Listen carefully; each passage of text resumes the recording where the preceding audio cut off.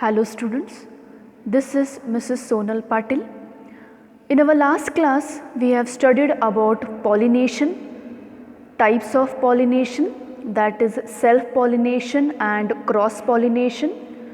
We have also studied about contrivances of self-pollination, and also lastly we ended up with agents of pollination. Today we will begin with outbreeding devices. Majority of flowering plants produce bisexual flowers, hence self-pollination is a common phenomenon. Continued self-pollination result in inbreeding depression. So, the flowering plants have developed many devices to discourage self-pollination and encourage cross-pollination. Why this is because cross-pollination brings about genetic recombination and production of variations, which may be advantageous or it may be disadvantageous. Generally, it results in healthier and stronger offsprings. Natural hybridization and hybridization conducted at the experimental level between different species and genera results in the development of plants with better qualities. So, plants have adopted this outbreeding devices to encourage cross-pollination, and they are discouraging the self-pollination. So, the first device is dichogamy or unisexuality. The name itself tells that unisexual. The flowers are unisexual. So, here they have either male or the female reproductive structures, or in this case the plant bears either male or female flowers. It prevents self-pollination. So, naturally, since the flower is unisexual, it will favor cross-pollination. So, it is the first device of cross-pollination. Example is castor, maize, papaya, the example. The second device is dichogamy. Now, what is this dichogamy? Male and female sex organs mature at different time, or pollen release and stigma receptivity are not synchronized. So, both the reproductive structures are maturing at different times, and because of which it will again favor cross pollination and it will discourage the self pollination. There are two different conditions under dichogamy: Protoandry and Protogyny. Protoandry, here the anthers mature early than gynoecium. So, here Protoandry means what? Here anthers will, proto is before. So, before only the anther will mature before the gynoecium matures. So, it is called as Protoandry. Protogyny is gynoecium matures earlier than anthers. So, in both the conditions you can see here the reproductive structures are maturing at different times, and because of which it is favoring cross pollination. So, Protoandry, here the anthers mature before gynoecium. In Protogyny, gynoecium will mature early than the anthers. Example for Protoandry is China rose, cotton, sunflower, etc. For Protogyny, brassica, ficus and mirabilis. These are the examples. So, dichogamy is another device. It is an outbreeding device. The third is heterostyle. The name is again telling hetero, different. So, here there are different lengths of style, the name is suggesting. So, what is this? In some plants, flowers are of 2 or 3 forms with anther and stigmas at different levels. So, there may be long styled flowers, short styled flowers. Based on difference in length, the phenomena is called as heterostyle. So, here in the diagram you can just see over here, the style, long styled flowers these are, and these are having short styled flowers. So, here naturally in this condition, since the length of the style is differing over here, so it will again favor cross pollination and not the self pollination. The fourth device is self-incompatibility. The pollen of a flower has no fertilizing effect on the stigma of the same flower. In these plants, pollen from same flower is incapable of bringing about fertilization due to presence of similar self-sterile gene. In short, here these pollen grains or the pollen grains of the same flower are not accepted by the same flower. So here the species are self-sterile, they are not accepting their own pollen grains, and because of which what is happening over here, they are not accepting their own pollen grains, so it will again favor cross pollination and it will discourage the self pollination. So here you can see they have shown anthers of the same flower. Here they will not germinate, okay, so they are self sterile, they are not going to germinate, so it is called as self incompatibility.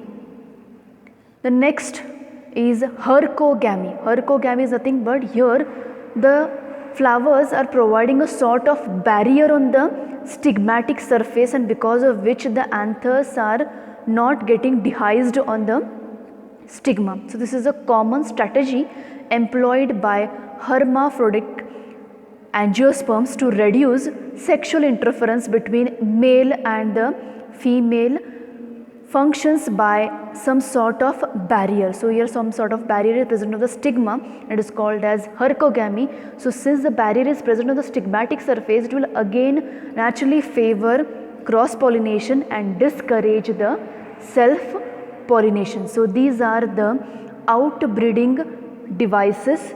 The first one is dichogamy or unisexuality, the second is dichogamy, the third one is heterostyle, the fourth is self-incompatibility, and the fifth one is herkogamy. So these are the outbreeding devices, a very important question for 5 marks in your examinations.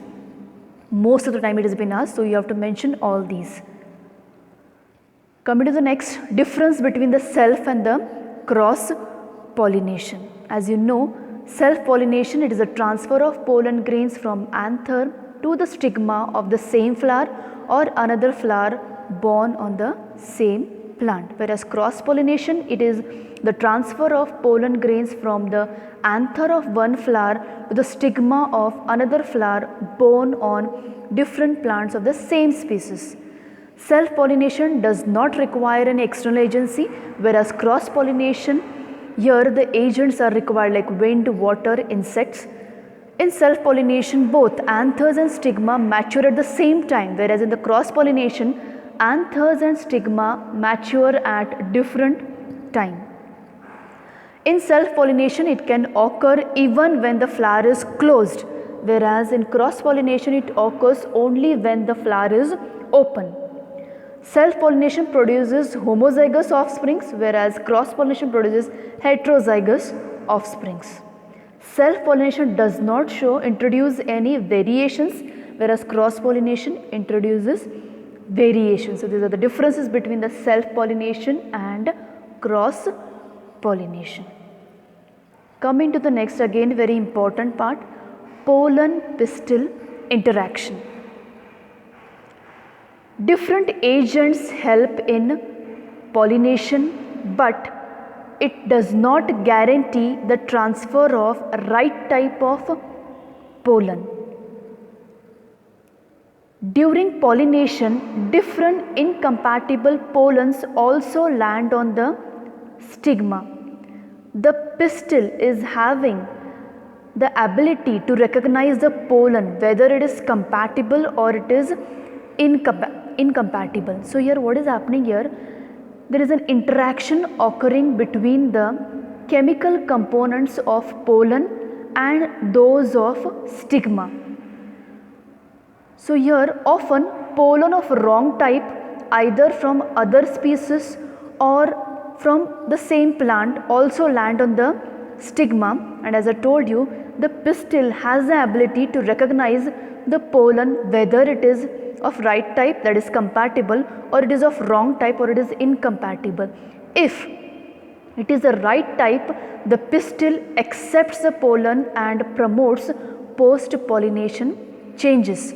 If the pollen is of wrong type, the pistil rejects the pollen by preventing pollen germination on stigma. So here pistil is having the capacity, or it is having the ability to recognize the correct type of pollen and reject the wrong type of pollen. Now how the germination of pollen, the development of male gametophyte is occurring, we will see. The pollen grain germinates on the stigma to produce a pollen tube through one of the germ pores. This we have already discussed, the structure of the pollen grain, where we have seen that there are germ pores present on the pollen grain, and through these germ pores the pollen tube will emerge out. Now the contents of the pollen grain move into the pollen tube. It grows through the tissues of the stigma, style, and finally reaches the ovary. The pollen tube secretes exogenous pectinases and other hydrolytic enzymes to develop a passage for its entry. So the pollen tube is entering from the stigma, passing through the style. So it is making its entry through the style. In some plants, pollen grains are shed at two-celled condition. In such plants, the generative cell divides by mitosis and forms two male gametes. So remember, the pollen grain is dividing to form a vegetative cell and a generative cell. Generative cell again divide to form two male gametes. Very important to remember, two male gametes are formed during the growth of the pollen tube in the stigma. When the pollen is shed from anther, it has usually two cells, generative cell and the tube cell or the vegetative cell. In plants which shed pollen in the three-celled condition, pollen tubes carry two male gametes from the beginning. Now the pollen tube, after reaching the ovary, enters the ovule. So here it is shown that the pollen grains are fallen on the stigma, produces the pollen tube, passes through the style, that is piercing through the style, it enters the ovary, or it reaches the ovary and then enters inside the ovule. Now next what happens? Entry of the pollen tube. Now pollen tube is entering inside the ovule. The pollen tube is directed towards one of the ovules.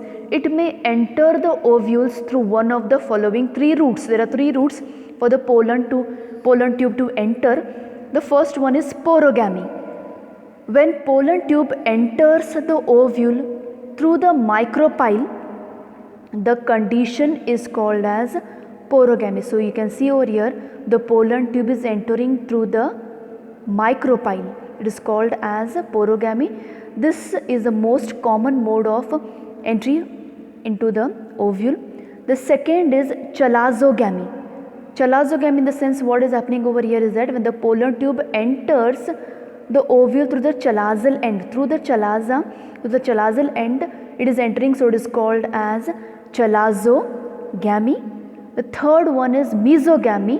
When the pollen tube enters through the integuments, so it is piercing through the integuments and entering or making its entry inside the ovule, it is called as mesogamy. So there are three types or the three modes of entries: porogamy, chalazogamy and mesogamy.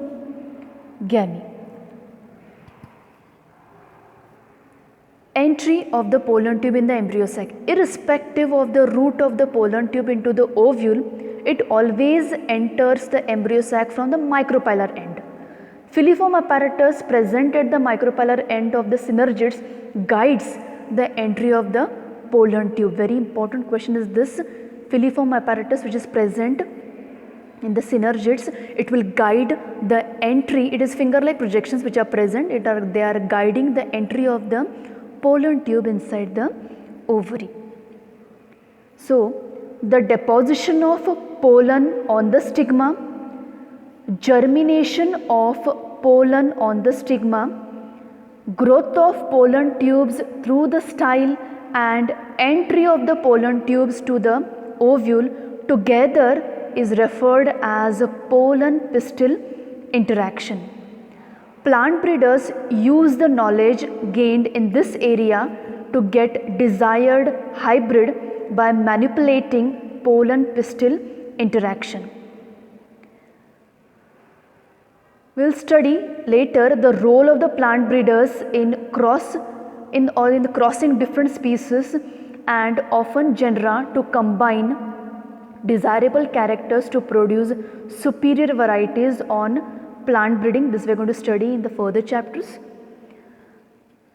Artificial hybridization, very important question again from exam point of view. What is this hybridization? It is crossing of two plants differing from each other genotypically in one or more characters. So here artificially the hybridization has been done. So here two plants are being crossed. Now how it has been done? It is one of the major approaches of crop improvement program. In such crossing experiments, it is important to make sure that only the desired pollen grains are used for pollination and the stigma is protected from contamination. This is achieved by emasculation and bagging. So artificial hybridization involves artificial pollination of the desired female parent with the pollen from the desired male parent, taking all precautions to prevent contamination of stigma with the pollen of any other type. So I told you it is achieved by emasculation and bagging. Now how it is carried out? If the female parent bears bisexual flowers, removal of anthers from the flower bud before anther dehisces using a pair of forceps is necessary. This step is called as emasculation. A very important question for 1 mark. It is nothing but removal of anthers before the anther dehisces is called as emasculation. Emasculated flowers have to be covered with a bag of suitable size, generally made up of butter paper, to prevent contamination of its stigma with unwanted pollen. So unwanted pollen should not fall on the emasculated flower. So this emasculated flower is to be bagged, and that is called as bagging. This process is called as bagging. When the stigma of bagged flower attains receptivity, mature pollen grains collected from anthers of the male parent are dusted on the stigma and the flowers are rebagged and the fruits are allowed to develop. This technique is called as now bagging. If the female parent produces unisexual flowers, there is no need for emasculation. The female flower buds are bagged before the flower opens. When the stigma becomes receptive, pollination is carried out using desired pollen and flower is rebagged. This is called as artificial hybridization, which involves emasculation and bagging. Here it has been shown the steps which are being followed in artificial hybridization. So here plant is selected and then the anthers are removed by means of forceps, you can see, and then the flowers are bagged. So bagging, emasculation, bagging is done, and then the tagging is been done. Over here you can see removal of the anthers has been removed, okay, and then bagging is done. These are the steps which are being followed for artificial hybridization. Nextly, again a very important question, double fertilization. In flowering plants, the process of fertilization was discovered by Strasburger in 1841. Pollen tube enters the embryo sac through one of the synergids. You can just see over here, the pollen tube is making its entry inside the ovule through one of the synergids. After entering into the embryo sac, the tip of the pollen tube will burst. Once it makes its entry, the tip of the pollen tube will burst and two male gametes are discharged inside the ovule. You can see over here tip of the pollen tube will burst, 2 male gametes are discharged inside the ovule. One of the male gamete moves towards the egg cell and fuses with its nucleus, thus completing the syngamy. So one of the male gamete is fusing with the egg cell and it is completing the process called as syngamy. This results in the formation of a diploid cell, the zygote. The other male gamete moves towards the polar nuclei located in the central cell and fuses with them to produce a triploid primary endosperm nucleus. So one more male gamete is fusing with the polar nuclei, and this fusion will result in the production of primary endosperm nucleus. As this involves the fusion of 3 haploid nuclei, it is termed as triple fusion. Since 2 types of fusions, syngamy and triple fusion, take place in the embryo sac, the phenomena is termed as double fertilization. Very important, an event unique to flowering plants. The central cell after triple fusion becomes the primary endosperm cell and develops into the endosperm, while the zygote develops into an embryo. So here, as I told you, in double fertilization, the pollen tube is entering through one of the synergids inside the ovule. Now this pollen tube, once it enters inside the ovule, the tip of the pollen tube will burst to release 2 male gametes, of which 1 male gamete will fuse with the egg cell, that is called a syngamy, results in the formation of zygote, whereas another male gamete fuses with the polar nuclei to form primary endosperm nucleus. So here 2 types of fusion are occurring, and since 2 types of fusion, syngamy and triple fusion, takes place in an embryo sac, the process is called as double fertilization. Very important.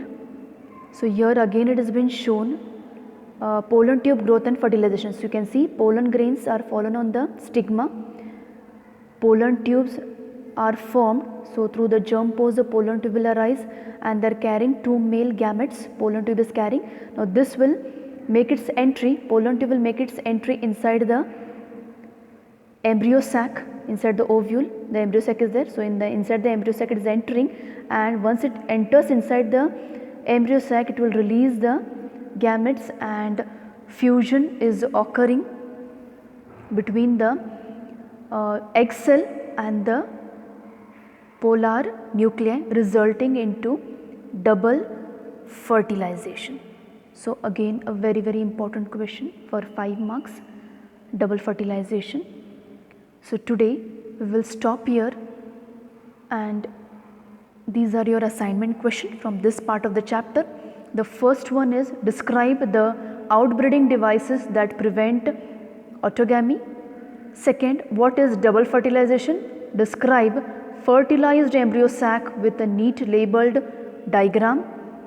Third question is explain any 4 outbreeding devices that prevent autogamy. Fourth, write the function of filiform apparatus. Fifth, what is artificial hybridization, by which technique it is achieved. Sixth one is what is emasculation. So these are your assignment questions, and we'll stop here and continue with the next part of the chapter in the next class.